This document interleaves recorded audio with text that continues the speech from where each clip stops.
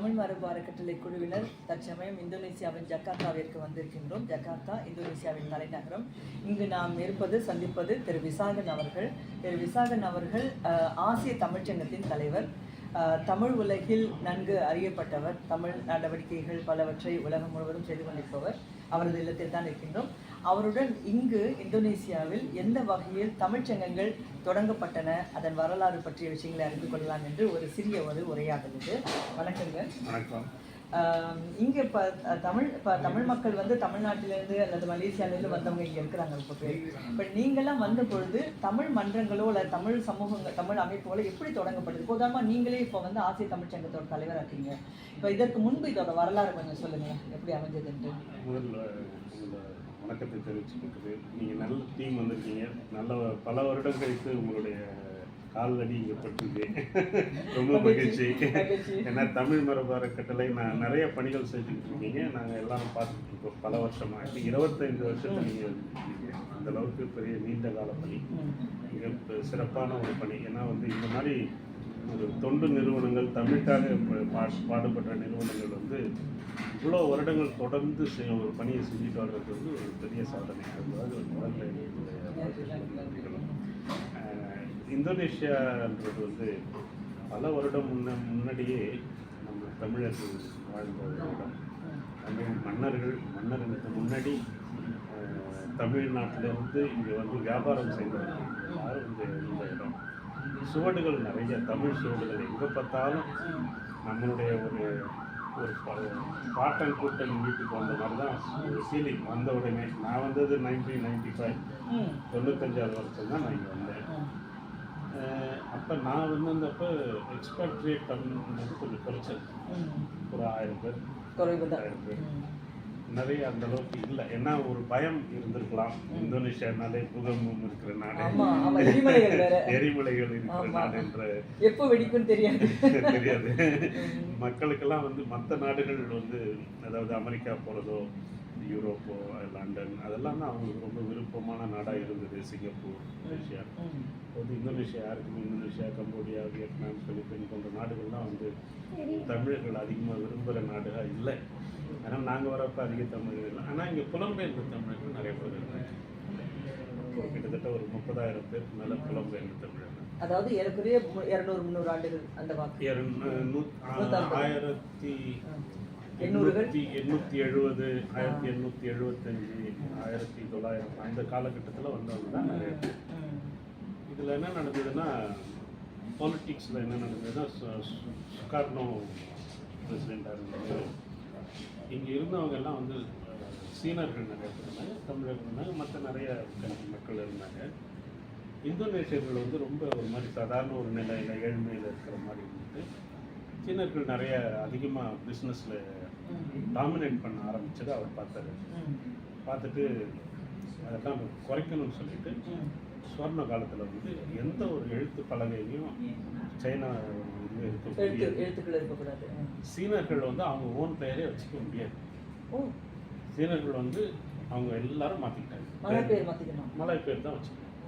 அவர் என்ன சொல்கிறாரு, நீங்கள் இந்த நாட்டில் வாழுங்க, இந்த நாட்டில் ஒரு வியாபாரம் செய்யுங்க, எல்லாம் செய்யுங்க, ஆனால் நீங்கள் இந்தோனேஷியனா இருக்கீங்க, எங்கள் நாட்டு இதெல்லாம் கடைபிடிங்க, எங்களை மாதிரியே நீங்கள் இருங்க, நீங்கள் உங்கள் ஐடென்டிட்டியை வச்சுக்கிட்டு நீங்கள் இருக்காதீங்க அப்படின்ட்டு. அது ஒரு காரணம் என்னவோ.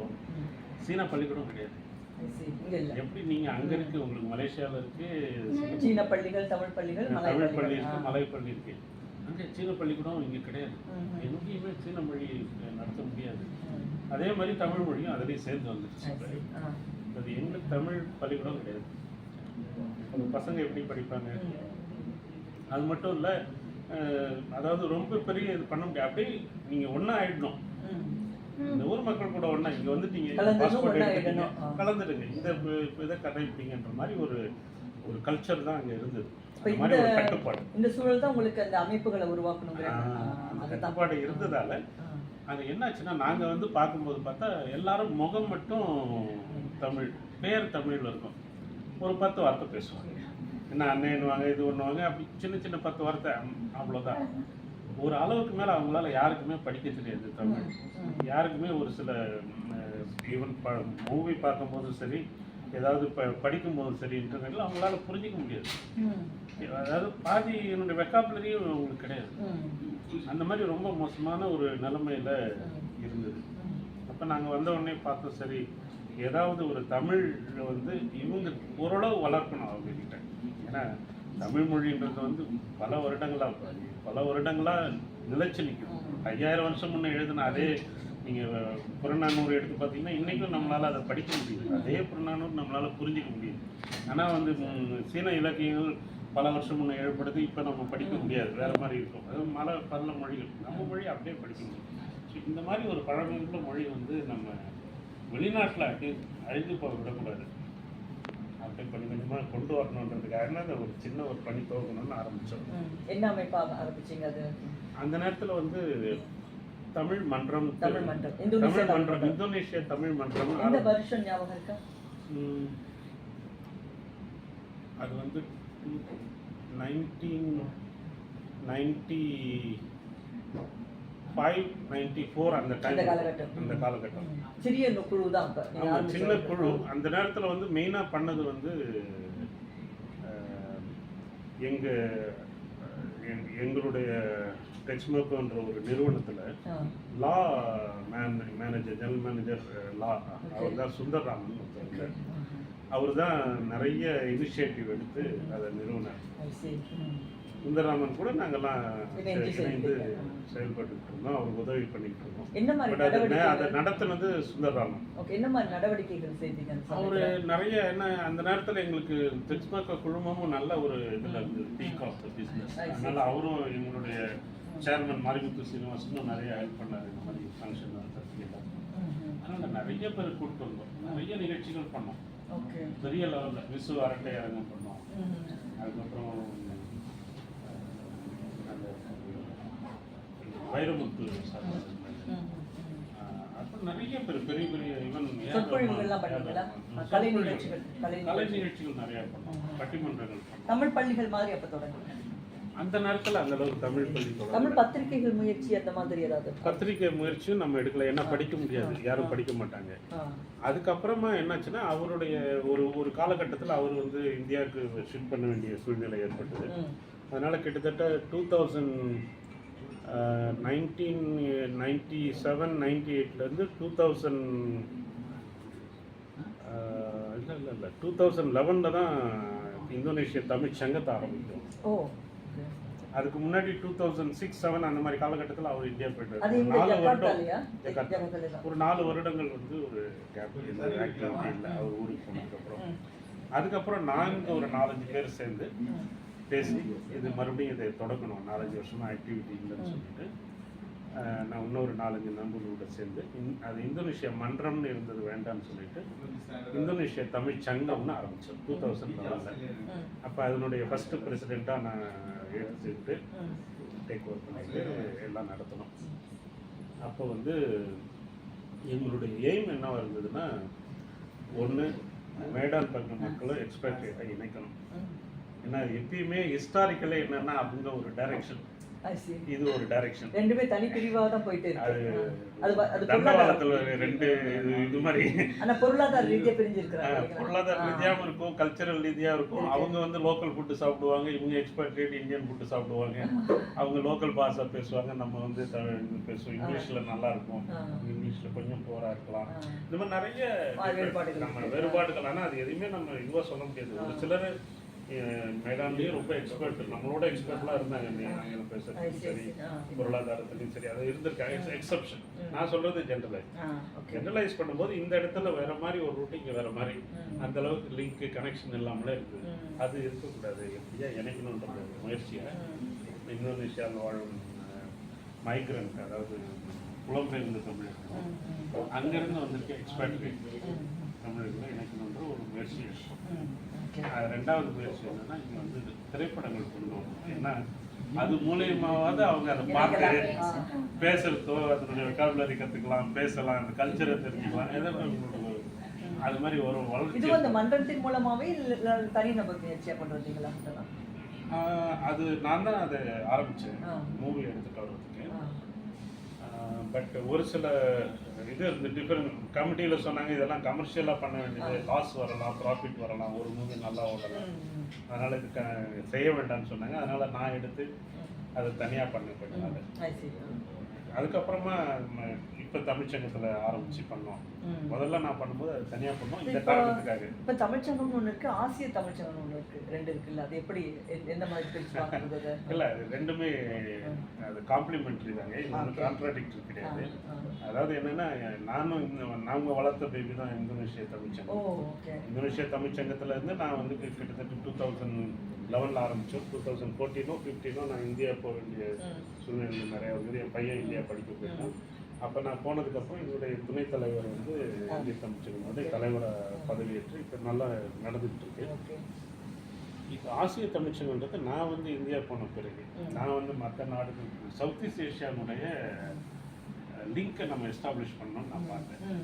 ஏன்னா தமிழர்கள் வந்து சுவடுகள் அதிகமாக இருக்கிறதுக்கு தென்கிழக்கு ஆசியா கண்டிப்பா வந்து யூரோப்லையோ அமெரிக்காவிலையோ ஆப்பிரிக்காவிலையோ அந்த அளவுக்கு இம்பாக்ட் அதிகமாக இம்பாக்ட் இருக்கிறது வந்து இங்கே பார்க்கக்கூடியவங்க பண்பாட்டிலே இருக்கு இல்லையா, மொழியில பண்பாட்டுல எல்லாத்துலேயுமே, விளையாட்டுல கலாச்சாரத்தில் இருக்கு, உணவு வகைகள் இருக்கு, ஆடைகள் இருக்கு, பெயர்கள், எது எடுத்தாலும் எல்லா இம்பாக்ட் வந்து தென்கிழக்கு ஆசியா முழுவதும் எங்கே போனாலும். ராமாயணம் எங்கே போனாலும் நீங்கள் போய் ராமாயண பாதை பார்க்கலாம், நீங்க அங்க பார்க்க முடியாது, லோக்கல்ஸ் பண்ற ராமாயணம். இப்ப பல்லாங்குழியும் பார்த்தோம், எல்லா இடங்களிலும் பல்லாங்குழி ஓபன் ஸ்பேஸ் கோழி சண்டை இருக்கும், நம்ம பண்றது அத்தனையுமே இங்க நீங்க பார்க்கலாம். தென்கிழக்கு ஆசியான்றது வந்து நம்மளுடைய ஒரு பரந்த பாரதம், அந்த மாதிரி ஒரு இருக்கிறதுனால இங்க வந்து நம்ம நிறைய வேலை செய்யணும், இங்க கத்துக்கணும். ஒண்ணு நம்ம எப்படி அதுங்க எங்கெல்லாம் போனோம், நம்ம எப்படி நம்மளுடைய இது பரவி இருக்குன்றது நம்ம இதயத்தை சமுதாயம் தெரிஞ்சுக்கணும். நம்மளுடைய பெருமை நம்ம தெரிஞ்சுக்கிட்டா தானே நம்மளுடைய பின்பகுதி எப்படின்னு தெரிஞ்சுக்கிட்டா தான் முன்னேறதுக்கு வசதியாக இருக்கும். நம்ம என்றைக்குமே இன்ஃபீரியாரிட்டி காம்ப்ளெக்ஸில் இருந்தோம்னு வச்சுக்கிங்க, நமக்கு ஒன்றுமே எல்லாமே அமெரிக்கன்ஸ் தான் பெஸ்ட்டுன்னு நினச்சிக்கிட்டு நம்ம போயிட்டு இருந்தோம்னா நம்மளுடைய பழமை நமக்கு தெரியாத போயிடும், நம்மளுடைய ஸ்ட்ரென்த்து தெரியாது. இப்போ ஒட்டுமொத்த எவ்வளோ மக்கள், தமிழ் மக்கள் ஜகார்த்தாவில் இருப்பாங்க? ஜகார்த்தாவில் ஒரு 5000 பேர் இருப்பாங்க. 5000 பேர். அங்கே வந்து 30,000 மேடான் 30. அதுக்கு அடுத்து அதிகமாக மேடான், இதை தவிர்த்து மேடானும் ஜகார்த்தையும் தவிர்த்து வேறு எங்கே தமிழர்கள் வாழ்ற இடங்களா? ரொம்ப அதிகம் கிடையாது, மற்றெல்லாம் ஸ்ப்ரெட் வெரி வெல் கலந்து பாண்டுங்களை கொஞ்சம் பேர் இருக்காங்க. ஏன்னா அங்கே டெக்ஸ்டைல் நிறைய இங்கேருந்து டெக்ஸ்டைலில் போனவங்க பாண்டுகள் இருக்காங்க. அப்புறம் பாத்தாம், ஏன்னா சிங்கப்பூருக்கு அதுக்கும் லிங்க் இருக்கிறதுனால பாத்தாம்ல நிறைய தமிழர் இருக்காங்க. அப்புறம் வந்து சுரபையால இருக்காங்க, ஏன்னா அங்கே ட்ரேட் நடக்குது. ஏன்னா இங்கிருந்து நிறைய போகுது, சுரபையால இருந்து தமிழ்நாட்டுக்கு இந்தியாவுக்கு போகிறது பூரா சுரபையால இருந்து ஏற்றுமதி ஆகுது. ஏன்னா இந்த கேஷ்யூ நட் போகுது, அப்புறம் இங்கிருந்து தொடப்பம் கூட இங்கிருந்து தான் போகுது, அப்படியா பாக்கு போகுது. இந்த மாதிரி பாமாயில், அது கோல், அது பெரிய கமாடிட்டி. அது இல்லாமல் சின்ன சின்னதாக க்ளோவ், ஸ்பைசஸ் நிறைய இங்கிருந்து போகுது. அதெல்லாம் சுரபையாலேருந்து எக்ஸ்போர்ட் ஆகுது. அதனால வந்து அங்கே நிறைய தமிழர்களை பார்த்து இந்த மாதிரி சின்ன சின்ன பார்சல். அது இல்லாமல் ஒரு சிலர் வந்து களிமந்தன், களிமந்தன் கோல் இருக்காங்களா? களிமந்தன் கோல். இப்போ எங்க படம் நாங்க போட்டு களிமந்தன்லாம் வந்து பார்த்தாங்க. அதுக்குன்னு பெரிய பெரிய பஸ் எல்லாம் எடுத்துக்கிட்டு அவங்க எல்லாம் அந்த மைனிங்ல இருந்து எடுத்துக்கிட்டு ஒரு 40 பேர் இங்க ஒரு பஸ்ல, அங்க இருந்து ஒரு 20 பேர், இங்க ஒரு 10 பேர், அவங்கவுங்க 2 கிலோ 2 மணி நேரம் 3 மணி நேரம் டிராவல் பண்ணி வந்து சினிமா. இது ஆச்சரியம், ஏன்னாக்கா இந்தோனேசியா அப்படிங்கிறது அவ்வளோ பெரிய தீவு கோட்டம். இப்போ சுமத்ரா, அப்புறம் ஜாவா, நம்ம களிமந்தான் இருக்கு, பத்தாம் சொல்றீங்க நீங்க. இந்த ஒவ்வொரு இடத்துல தமிழர்கள் இருக்கிறாங்க அப்படிங்கிறது வந்து நமக்கு அது பெரிய விஷயம் தான் இல்லைங்களா? இதெல்லாம் தெரிஞ்சுக்காம 17,000 ஐலாண்ட் இருக்கு, கிட்டத்தட்ட 240 250 வால்கனோஸ் இருக்கு. ஸோ இந்த மாதிரி இருக்கிற இடத்துல வந்து அவ்வளோ ஸ்ப்ரெட். இந்த பக்கமும் வந்து இந்த பக்கம் நீங்கள் போகும்போது கிட்டத்தட்ட 12 மணி நேரம் ஃப்ளைட் ஜர்னி, ஒரு கார்னர் டு ஒரு கார்னர். ஸோ அந்த மாதிரி பறந்து விரிந்து இருக்கிற ஒரு நிலப்பகுதி. ஸோ இதில் வந்து ஆனால் இதில் எல்லாம் டென்ஸ் வந்து ஜாவா தாங்க, எல்லாமே நடக்கிறது ஜாவா தான். மேபி 50-60% பாப்புலேஷன் ஜாவால தான். ஈவன் இந்தோனேஷியன் பாப்புலேஷன் ஜாவால தான். ஏன்னா களிமந்தான் கூட போர்னியோலாம் வந்து நிறைய கண்டென்ட்ஸ் அது காடு இல்லையா? ஆமா, அது எல்லாமே காடு, இயற்கை வளங்கள் தான் நிறைய இருக்கு. இந்த பார்த்தாலும் காடு இல்லைன்னா இதுக்கு மைனிங் அந்த மாதிரி ப்ராடக்ட் இருக்கே தவிர மக்களுடைய இது அதிகம் கிடையாது. இங்க அவங்க வந்து தமிழ் மக்கள் வந்து அரசியலுக்குள்ள வரதுக்கு வாய்ப்பு இருக்கா? இங்க ஏதாவது வாய்ப்புகள் இருக்கு அரசுக்குள்ள அரசு பணிகள்ல அரசியல் வரேங்க. ஆனா வந்து மலேசியா மாதிரியோ மற்ற இடம் மாதிரியோ மலேசியால வந்து மலேசியன் இந்தியன் காங்கிரஸ் இருக்கு அது ரொம்ப பவர்ஃபுல்லா இருந்தது. அவரு இங்க வருவாரு. தத்துவசாமி ஐயா வந்து என்னுடைய சேர்மனுக்கு ரொம்ப நெருங்கி பழகக்கூடியவர். நீங்க கூட சொன்னீங்க திரு அனந்தகிருஷ்ணன் இங்க வருவாங்க. அனந்தகிருஷ்ணன் சார் கூட நானும் எங்க அனந்தகிருஷ்ணன் சாரும் நான் லஞ்செல்லாம் சாப்பிட்டுருக்கோம். நிறைய தாட்டி அவர் கூட நாங்கள் மீட்டிங் பண்ணியிருக்கோம். ஒவ்வொரு தாட்டியும் இந்தோனேஷியா வந்தோன்னா எங்கள் சேர்மன் கூட பார்த்துட்டு தான் அவர் போவார். அவங்களாம் நெருங்கிய நண்பர்கள். டாக்டர் சாமிவேலு சார் எங்கள் மாரிமுத்து சீனிவாசன் சார் ரொம்ப நெருங்கிய இருந்தார். அது ரொம்ப பெரிய ஒரு ஸ்ட்ராங்கான அமைப்பு. ஏன்னா எம்ஐசின்றது வந்து அடுத்த பிரசிடென்ட் யாருன்றது தீர்மானிக்கிற அளவுக்கு ஒரு அமைப்பா இருக்குது. அதாவது புதிய சுதந்திர மலேசியாவின் முதல் கட்சி, அரசியல் கட்சி, பிரகடனப்படுத்தப்பட்ட அரசியல் கட்சி, மலைக்காரர்கள் கூட உருவாக்காத சமயத்தில் உருவான ஒரு கட்சி அப்படிங்கிறது. ஏன்னா அந்த இடத்துல பார்த்தீங்கன்னா லீகாமியா இருக்கட்டும், ஏன்னா அவங்க மாற்றிருக்கோம் அந்த ஃப்ரீடம் ஸ்ட்ரகிள் அப்பயே நம்ம இந்தியன்ஸ் வந்து அவ்வளோ ஸ்ட்ரகிள் அவ்வளோ பார்ட்டிசிபேட் பண்ணியிருக்காங்க. கிட்டத்தட்ட 60,000 பேர் வந்து இந்த பர்மா ரயில் பாதை பண்ணும்போது மலேசியன்ஸ் இறந்து போயிருக்காங்க கட்டுமானம் பண்ணிட்டு. அதனால இந்த சுதந்திர போராட்டத்தில் அவங்க வந்து சுதந்திர போராட்டம் மட்டும் இல்லை, அந்த நாட்டை சீரமைக்கிறது. மலேசியா நாட்டை வந்து இந்தியாவிலேருந்து வந்து எல்லாருமே அந்த காடாக இருந்ததெல்லாம் வெட்டி அதை நிலமா மாற்றி அதை வாழ்விடமாக மாற்றினதுக்கு பெரிய பங்களிப்பு பண்ணது தமிழர்கள். பெரிய பங்களிப்பு பண்ணியிருக்காங்க. அதே மாதிரி தமிழர்கள் வந்து உலகப்போர் நடக்கும்போது பார்ட்டிசிபேட் பண்ணியிருக்காங்க. நாட்டோட எல்லா மேம்பாட்டிலையுமே தமிழர்களோட பங்களிப்பு சிறப்பா இருக்கு. அதனால வந்து ஃப்ரீடம் கொடுக்கும் பொழுது அவர் ரொம்ப பிரிட்டிஷோட ஒரு கிளியர் ஒரு அஜெண்டா. 3 பேர் வாங்க, இந்த கண்ட்ரியில் 3 எத்னிசிட்டி இருக்கு, வந்து மலை, தமிழர்கள், 3 பேர் சேர்ந்து வாங்க, நாங்க கொடுக்குறோம் உங்களுக்கு ஃப்ரீடம் சொன்ன பிறகுதான் அவங்க 3 பேரும் வராங்க. அந்த பிறகுதான் ஃப்ரீடம் கொடுக்கும். அதே நிலை இங்க இல்ல. இங்க வந்து போராட்டத்தின் மூலம் தான் சுதந்திரம் பெறும். இங்க அந்த அளவுக்கு இல்ல. அதுதான் நான் சொல்ல வரேன். மலேசியா வேற மாதிரி, இந்தோனேஷியா வேற மாதிரி. பட் மலேசியா வேற, சிங்கப்பூர் வேற. பட் இந்தோனேஷியா பொறுத்த வரைக்கும் ஏன்னா அந்த பாப்புலேஷன் சிங்கப்பூர் அந்த பாப்புலேஷனுக்கு ஒரு 250,000 வச்சுங்க, 280,000 தான் பாப்புலேஷன். ரொம்ப சின்ன பாப்புலேஷன். 280,000 சாரி 280,000ன்றது வந்து ஐ எம் டாக்கிங் அபவுட் தமிழர்கள். மலேசியாவில் உங்களுக்கு 3 மில்லியன் இல்லை 3 மில்லியன் ப்ளஸ் தமிழர்களுடைய பாப்புலேஷன். டைம்ல மைக்ரண்ட் எல்லாம் சேர்த்து இங்க வந்து ஒரு 30,000 டோட்டலி ஒரு 30-35,000 பாருங்க. 250,000 2 லட்சத்துக்கு 2.5 லட்சம் 3 லட்சத்துக்கும் ஒரு 30,000க்கும் டிஃபரன்ஸ் இருக்கு. அங்க நீங்க பாத்தீங்கன்னா 30 லட்சம். ஆனா நான் என்ன நினைக்கிறேன்னா சார், கடந்த 2000 ஆண்டுகள்ல அது இடைப்பட்ட காலங்களில் வணிகம் நிறைய இருந்ததுனால இந்திய முஸ்லீம்கள் மலைக்காரர்கள் இங்க வந்தாங்க. இவங்க மலைக்காரர்களோட சேர்ந்து கலந்து இவங்களும் வந்து மலைக்காரர்களும் ஆன வாய்ப்புகள் நிறைய இருக்கு இல்லையா? ஏன்னா இங்க இருக்க உள்ளூர் மக்களோட கலந்து இருக்கிற வாய்ப்பு நிறைய இருக்கு இல்லையா? நிறைய இருக்கு. ஏன்னா வந்து மொழி மறந்து போயிருக்கலாம் அவங்களுக்கு. நிறைய கலப்பு நடந்திருக்கு. நீங்க பாத்தீங்கன்னா முகத்தை பார்த்தாலே உங்களுக்கு நிறைய தெரிஞ்சிடும். இங்க இருக்கிறவங்களும் வந்து என்ன ஒரு பெரிய சமுதாயமா இருந்தா அவங்களுக்குள்ள கல்யாணம் பண்ணிக்கலாம். நீங்க ஒரு 30 லட்சம் பேர், 1 கோடி பேர், 2 கோடி பேருன்னா அவங்களுக்குள்ள அதை பண்ணிக்கலாம். எப்போ வந்து சமுதாயம் வந்து ரொம்ப சின்னதாயிடுச்சோ அப்போ ஸ்ப்ரெட் ஆயிடுச்சு. அப்போ ஒரு தனித்தனி பேக்கெட்ஸ்ல இந்த ஊர்ல வந்து ஒரே ஒரு ஃபேமிலி இந்தியன் தமிழ் ஃபேமிலின்னு வச்சுக்கிங்க, மற்ற எல்லாருமே அந்த ஊர் பூரா மலைக்காரங்க இருக்காங்களா, அப்போ அது அவங்களுக்குள்ள வந்து அந்த இது ஏற்படுது. அதனால வந்து அந்த கலப்பு திருமணங்கள் அது நிறைய நடந்திருக்கு. அதனால வந்து ஐடென்டிட்டியை லூஸ் பண்ணிடுறாங்க. இண்டிவிஜுவல் ஐடென்டிட்டி படிப்படியாக காணா போயிட்டு. அதனால தான் இப்போ நீங்கள் சொல்லும்போது 30,000 இப்போ நீங்கள் சொல்கிறீங்க. ஆனால் எனக்கு பார்க்கும்போது கால ஓட்டத்தில் பார்க்கும்போது 2000 ஆண்டுகள் பார்க்கும்போது நிறைய தமிழர்கள் இங்கே வந்திருக்கலாம், செட்டில்மெண்ட் இங்கே நடந்திருந்தது. அதற்கான சான்றுகள் நம்ம கல்வெட்டு சான்றுகள் கூட இருக்கு பாருங்க. ஸோ அந்த மாதிரி பார்க்கும்போது தமிழர்கள் இங்கே வந்து இத்தனை பேர் இருக்கிறாங்க. நீங்கள்லாம் இங்கே தமிழ் சமூக நடவடிக்கைகளை நிறைய செய்துட்ருக்கீங்க. உங்களை இங்கே சந்தித்ததில் வந்து எங்களுக்கு ரொம்ப மகிழ்ச்சி. இந்த ஒரு சிறிய ஒரு தகவல் வந்து இப்போது நமது நண்பர்கள் அனைவரும் பார்த்து இந்தோனேசியா தமிழர்கள் பற்றி அறிந்து கொள்வதற்கு நிச்சயம் உதவும் நினைக்கிறோம். உங்கள் நேரத்துக்கு மிக்க நன்றி.